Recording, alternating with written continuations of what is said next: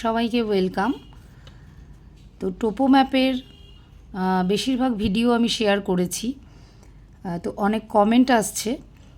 আমি বলবো তোমাদের উদ্দেশ্যে যে একটু প্লেলিস্টটা ফলো করে নেবে, যে অনেকেই কমেন্ট করছো যে আরও অন্যান্য কাজগুলো দেওয়ার জন্য, যেগুলো অলরেডি আমি শেয়ার করেছি।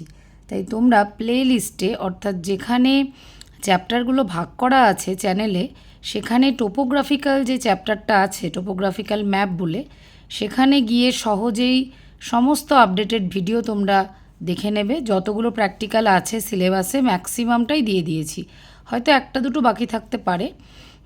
যার যেটা আগে প্রয়োজন তোমরা একটু আমায় মেনশন করবে, তাহলে সেটা আগে আমি দেওয়ার চেষ্টা করব। বিভিন্ন রিকোয়েস্ট আসে, তো আমি আমার মতো করে দিই। তোমাদের যদি কিছু ডিমান্ড থাকে তো সেটা তোমরা জানাবে। টোপো ম্যাপের কাজ তো হয় অনেকগুলো, 20টা আমি শেয়ার করেছি যে কতগুলো কাজ হয়, তবে সব এখন সিলেবাসে থাকে না। তো তোমাদের কোনটা প্রয়োজন একটু জানালে আমার পক্ষে সুবিধা হয়। আর জেনারেল যে কাজগুলো থাকে সব ইউনিভার্সিটিতেই, তো সেগুলো কিন্তু আমি শেয়ার প্রায় করে দিয়েছি, বেশিরভাগটাই করে দিয়েছি। তো একটা রিকোয়েস্ট পেয়েছি, সেটা হলো টোপো ম্যাপের ইন্টারপ্রিটেশন তোমরা কিভাবে করবে সেটা যাতে একটু আলাদা করে আমি বলে দিই। তো আজকের ভিডিওটা শুধু টোপো ম্যাপের ইন্টারপ্রিটেশন বিষয়টা নিয়ে বলছি, কারণ কাজ তো শিখিয়েছি সব আলাদা আলাদা কাজ, কিন্তু টোপো ম্যাপের ইন্টারপ্রিটেশনে তোমাদের ঠিক কী করতে হবে। আগে বলি, টোপো ম্যাপের ইন্টারপ্রিটেশনে প্রথম কাজ হচ্ছে ইন্ট্রোডাকশান। ভালো করে বিষয়টা বুঝে নেবে। টোপোগ্রাফিক্যাল ম্যাপের থেকে পরীক্ষায় একটি বা দুটি কাজ তোমাদের আসবে। এবার যখনই তুমি টোপো ম্যাপের কাজ শুরু করো, প্রথম ইন্টারপ্রিটেশনের ফার্স্ট পয়েন্ট হচ্ছে ইন্ট্রোডাকশান। এই পার্টটা কিন্তু একদম মাস্ট, আমি লিখেই দিলাম, এটা মাস্ট, মানে এই পার্টটা দিতেই হবে। এখানে 10টা পয়েন্ট আমার লেখা আছে, আমি বলে দিচ্ছি বিষয়টা।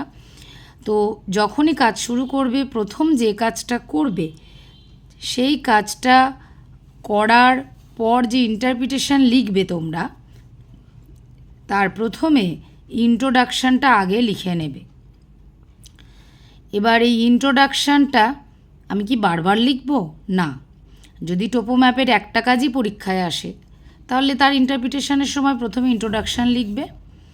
আর যে কাজটা দিয়েছে, ধরো রিলেটিভ রিলিফ কি স্ট্রিম অর্ডারিং, যে কাজটাই দিক, তার ইন্টারপ্রিটেশানটা মানে ওই ছবির যে ব্যাখ্যাটা, সেটা তোমরা সেকেন্ড প্যারায় দেবে। প্রথম পয়েন্ট কিন্তু ইন্ট্রোডাকশান হবে। বোঝা গেল? এবার যদি বলো যে পরীক্ষায় যদি দুটো কাজ আসে, তাহলে কি আমি ইন্ট্রোডাকশানটা দুবার রিপিট করব? না, একবারই লিখবে।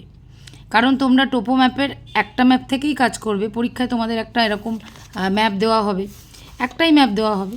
এবার হয়তো দুটো কাজ এসেছে, সিরিয়াল প্রোফাইল এসেছে, আর ধরো রিলেটিভ রিলিফ এসেছে, কিংবা একটা স্ট্রিম অর্ডারিং এসেছে।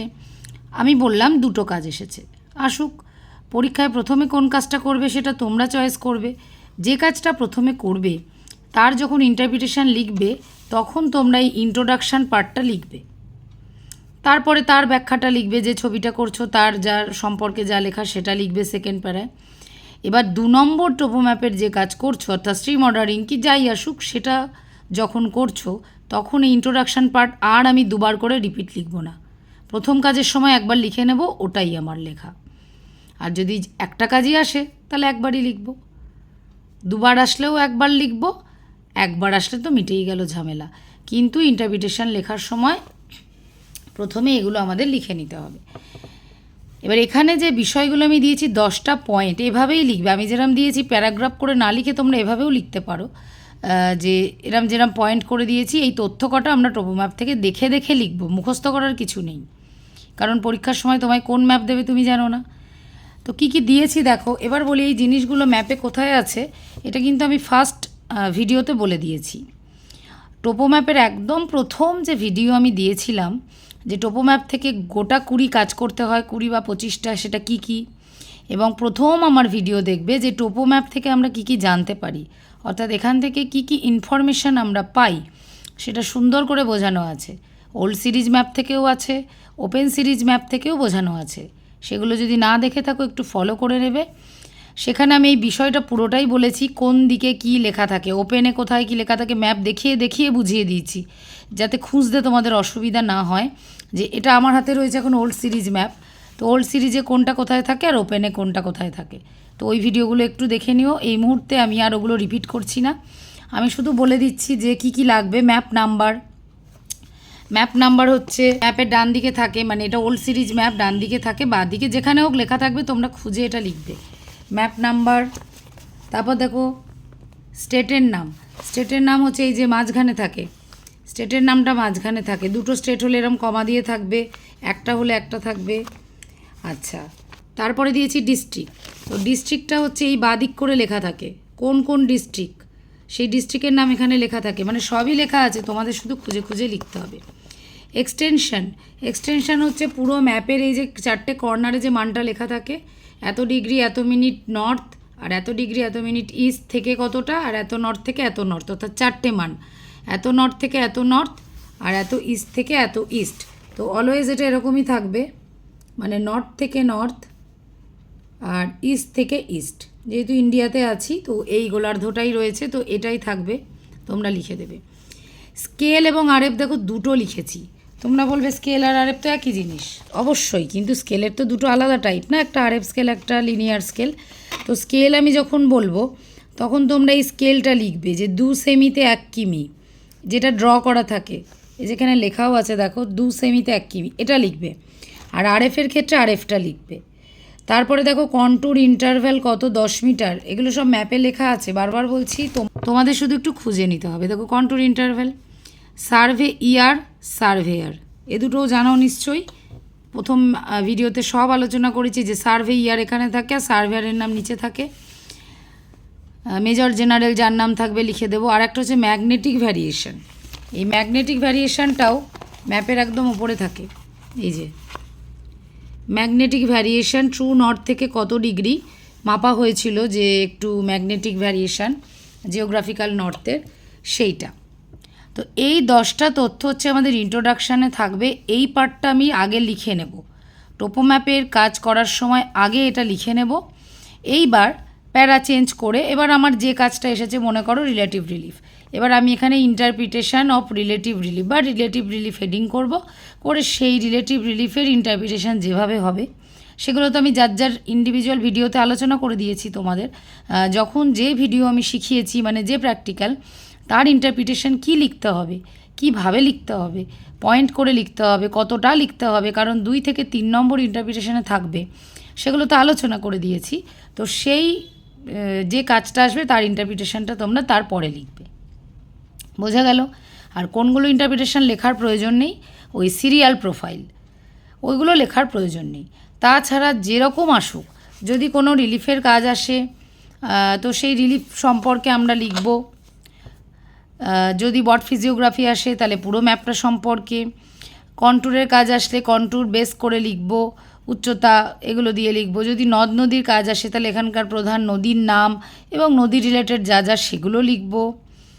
আর অ্যাভারেজ স্লোপ হলে যে মরফোমেট্রিক অ্যানালাইসিস, অর্থাৎ এই ক্যালকুলেশন করে করে যে কাজগুলো শিখিয়েছি তার যে ব্যাখ্যাটা জোন অনুযায়ী সেভাবে লিখব। স্ট্রিম অর্ডারিং যদি আসে সেটাও শিখিয়েছি, বাইফার্কেশন রেশিও দিয়েই লিখতে হবে, নালে নাম্বার পাবে না, তাহলে ওর ইন্টারপ্রিটেশনটা ওই রকম করে লিখব। এভাবে প্রত্যেকটা কাজের ইন্টারপ্রিটেশন আলাদা আলাদা, সেটা ছবি অনুযায়ী তোমরা লিখবে। শুধু কমন পার্টটা আজকে একটু বলে দিলাম যে ইন্ট্রোডাকশানটা তোমরা এইভাবে লিখবে, বোঝা গেছে? যে টোপো ম্যাপের যে কোনো কাজ আসুক এভাবে ইন্টারপ্রিটেশন আমরা অবশ্যই লিখে দেব, তাহলে আমরা ফুল মার্কস পাবো। এবং এটা শুধু পরীক্ষার লিখিতর জন্য বলছি না, ভাইভাতেও কিন্তু এরকমভাবে অনেক সময় টিচাররা কোশ্চেন করেন যে বলো তো সার্ভে ইয়ারটা আমরা জানতে পারি ম্যাপ থেকে, কোথায় থাকে, ম্যাপটা হয়তো হাতের কাছে রয়েছে দেখিয়ে বললো বলো তো এখানে কোথায় আছে, কত আছে, এরকমভাবেও কিন্তু ভাইভা হয়। তো একটা টোপো ম্যাপ থেকে আমরা কী কী তথ্য পাই জিজ্ঞাসা করতে পারে। তো এই যে জিনিসগুলো তোমরা শিখছো, এটা অনেক সময় কাজে লাগবে তোমাদের, শুধু লিখিত পরীক্ষা প্র্যাকটিক্যাল পরীক্ষা নয়, ইন্টারভিউ ভাইভাতে কাজে লাগবে। এবং ইন ফিউচার এই যে এখন শেখাটা যদি নিখুঁতভাবে একবার শিখে যাও, ইন ফিউচার যারা এই লাইনে থাকবে, মানে এই পড়াশুনো করে যারা এইসব টিচিং লাইনের পরীক্ষা যারা দেবে তাদের কিন্তু এগুলো একবারে মুহূর্তে মুহূর্তে লাগবে। টিচিংয়ের যখন ইন্টারভিউ দেবে তখন কিন্তু টোপোম্যাপের এই যে জিনিসগুলো এই ছোটোবেলায় শিখে শিখে যাচ্ছ এগুলো আর ভুলবে না, দেখবে তোমার মনে হবে না আমার শেখাটা কাজে লেগেছে। এই সমস্ত জিনিসগুলো থেকে প্রচুর ইন্টারভিউতে প্রশ্ন হয়, তখন আর তোমার কোনো অসুবিধা হবে না। তো এইভাবে তোমরা প্র্যাকটিস করবে। আর একটা কথা, যে তোমাদের কোনটা দরকার টোপোম্যাপে বললাম তো বেশিরভাগটা শেয়ার করেছি। যদি কিছু স্পেশাল কাজ থেকে থাকে যে এইটা আমি পারছি না বা এটা দিলে ভালো হয়, সেটা তোমরা একটু কমেন্টে উল্লেখ করো। আমি বেশিরভাগ সময় কমেন্ট চেক করি, তোমরা সেটা আমাকে একটু জানাবে। ঠিক আছে?